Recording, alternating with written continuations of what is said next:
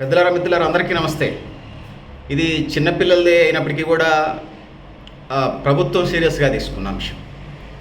So upma వద్దు బిర్యానీ కావాలనే video పిల్లల ఫుడ్ మెనూకి సంబంధించినటువంటి ఇది మనకు అంగన్వాడీ సెంటర్లో కనపడుతుంది. కేరళలో చిన్నారి శంకు ఉప్మా వద్దు బిర్యానీ కావాలనేటువంటి వీడియో వైరల్ అయిన సంగతి మనమంతా చూసినటువంటి సందర్భం ఉంది.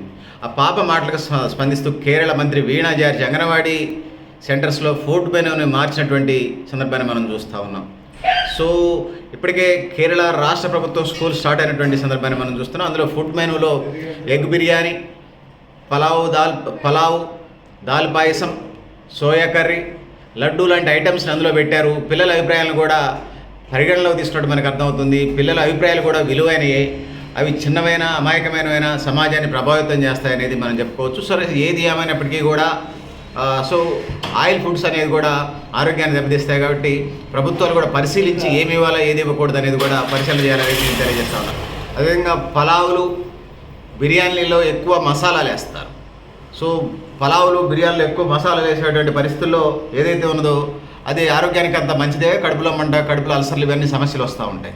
ఎక్కువ అల్లం పేస్టులు, మసాలా పేస్టులు వచ్చినప్పుడు ఇతర ఆరోగ్య సమస్యలు కూడా రేజ్ అవుతాయి. ముఖ్యంగా చిన్నపిల్లలకి ఈ సమస్య ఎక్కువగా ఉంటుంది కాబట్టి బిర్యానీలు, దమ్ బిర్యానీలు, హైదరాబాద్ బిర్యానీలు, పలావులు ఎంత మంచిది కాదు. పిల్లల అభిప్రాయాలు గౌరవించాల్సిందే కానీ అదే ఎజెండాగా అదే ఫుడ్ మెనూగా పెంచడం వల్ల పేరెంట్స్ కూడా అట్లా తయారైనట్టుగా మనకు అనిపిస్తూ ఉంది.